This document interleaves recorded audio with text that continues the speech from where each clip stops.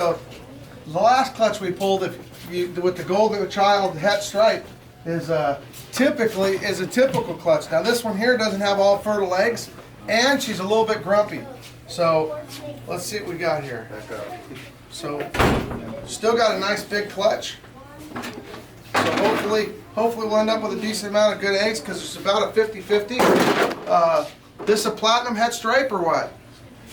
That one I don't know. Tim bred that one. Okay. It looks like a platinum het stripe. So she's got a high percentage of infertile eggs. Now infertile eggs can come from a lot of different things. It could be from a young female. It could be, a young male. Could be from a young female too, but not normally. Normally, I think it has to do with the young male or temperature's a little bit off. You know what? So this is like a really infertile clutch. So we're not going to get hardly any eggs out of it. But it's still good to see what it looks like. So this is what an infertile egg looks like. You might want to get one of those small boxes because we don't have a lot of eggs. So there's what infertile eggs look like. Whoa! See that? We almost got it. That's why nobody's allowed to get close. Go ahead, Juan. Juan takes care of everything here, so he's the one that has to deal with this girl when we're done. But he's used to it, so luckily he doesn't get bitten too often. So how can you tell the egg is different color? Okay, yeah. So here's a fertile egg. Now I say this is a fertile egg, but in the case where there's a lot of infertile eggs, sometimes they look fertile, but they're not. But you see how this one's nice and round and looks all pretty, like a big fat white marshmallow, like underneath the Christmas tree. No, I'm kidding. So where this one here is kind of off colored, these will actually get dried out and turn real hard, and just because it's just there's nothing there really. It's not fertilized. So this has like a lot more fluid in it. The funny part is, now I think about it, it's really odd that an infertile egg would be that much difference, because the only difference is a little tiny sperm inside. But this egg here was technically fertilized about 50 days ago. So this is 50 days in incubation. Most people don't know that. So like the difference between a boa and like when a boa has a baby, it never leaves. It's live born, and so when it's live born, it actually takes 5 months to 6 months, depending on what kind of boa. Where these take 2 months. Pythons take 2 to 3 months, but they don't really take 2 to 3 months because they already pre-started inside the female. Inside the egg is already fertilized and 50, 60 days into it. So now all of a sudden you got a 60 days in there, and you got another 3 months out. All of a sudden, what are you up to? 5 months. So it's not that much different than a boa for the length of time. So this girl here, I don't know why she's so grumpy, but she's grumpy. And we're gonna steal her good eggs because we want to at least get those out first. So she looks like she even had maybe an egg from last year that we didn't know that she still had in her. Now, you can have them taken out surgically, but if you take them out surgically, it typically messes the female up. So this is what an egg looks like that might have been here from last year, possibly. Sometimes we get them and maybe they aren't from last year, but they're real sticky, they're real brown. I'm not sure for sure that that's from last year, but last year's egg would look like that. And that might have been the first egg. It might have been in the front of the oviduct, and it had a hard time getting one oviduct to have any fertility. Because they actually have 2 oviducts that are the length of not the whole length of the body, but a good portion of the body. So sometimes one side will lay all fertiles and the other side will be all infertiles. In this case, I would say it's more like one side was partial and the other side was 0. So there's going to be a lot less fertiles than there are infertiles. So slam that door, would you? JT always likes making an entrance. Come on. See how he made the exit and almost got bit? So come here, girl. Come on. Okay. So we're going to take those. So we're going to look here, make sure there's no more fertiles, and then we're going to count how many infertile eggs there are. There's still quite a few infertiles in here. These eggs feel a little bit funny, but they're still, and they're kind of big and round. So this one here was rolled over, but the good news is I know which way's up and down because of the other eggs. So, whoa, girl. She's waiting to hit me sideways, I can tell. Come on, girl. Come on. Yeah, you're gonna go sideways now. You want a nice straight on. Whoa! Come on.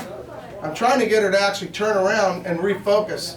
So if you're wondering why I'm touching her with the hook, it's to kind of keep her from focused down that way instead of actually on my face, because I promise you she is a very good hunter. She didn't get this big by not catching her food the right way. And you see, come on, girl. How bad did that actually hurt? Whoa, that actually, I didn't expect that to almost happen. That was an unexpected one. Come on, girl. How bad would it hurt if she got? Oh, I'd be bleeding all over the place on that bite. That bite actually took me by surprise, to be completely honest. I didn't think she was going to bite this way because she was going the other way. I thought she was just going to redirect. I think the So- pull Feeling for your leg now. What's that? I think the pull away is worse than the bite. Yeah, Pull away. I don't. But the problem is they when they bite when they're defending themselves is a little bit. It is a better bite than a food bite, but when they're defending eggs, it's going to be a little bit worse than a normal bite because they typically are trying to sink their teeth in and drag a little bit to create more, because they really want you to leave. And normally what they want to do is just flee.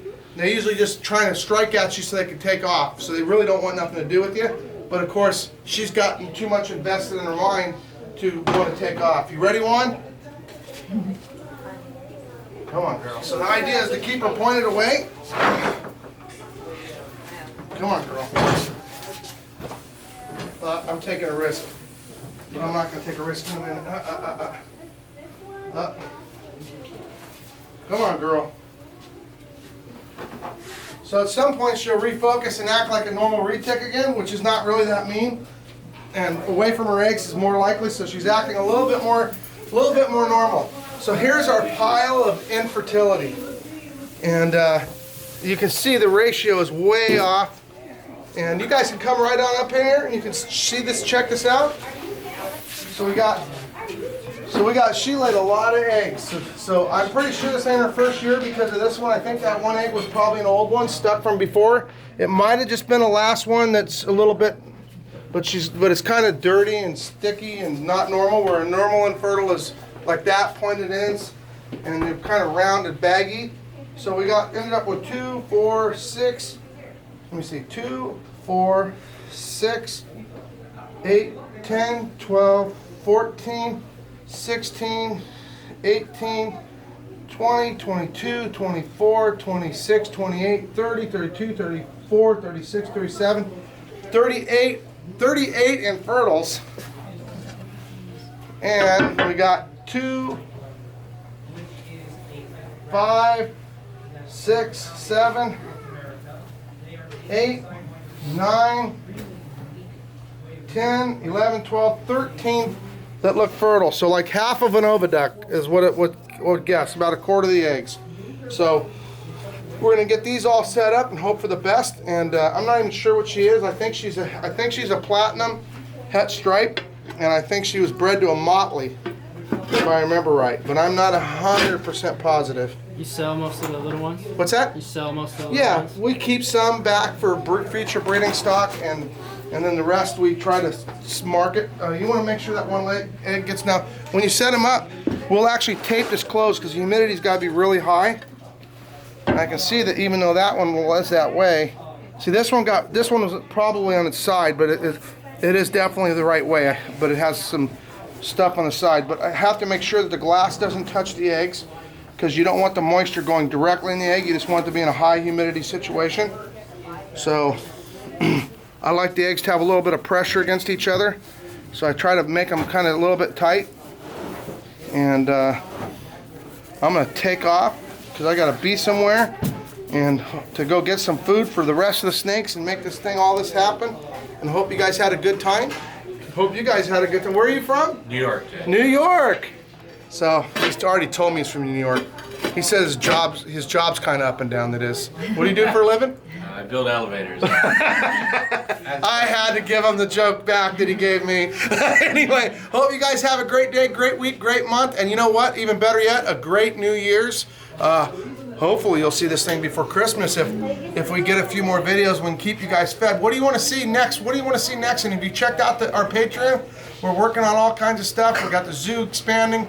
It's going to be epic in about 30 days. You guys are going to be blown away. So subscribe so you don't miss it. Peace out, you guys.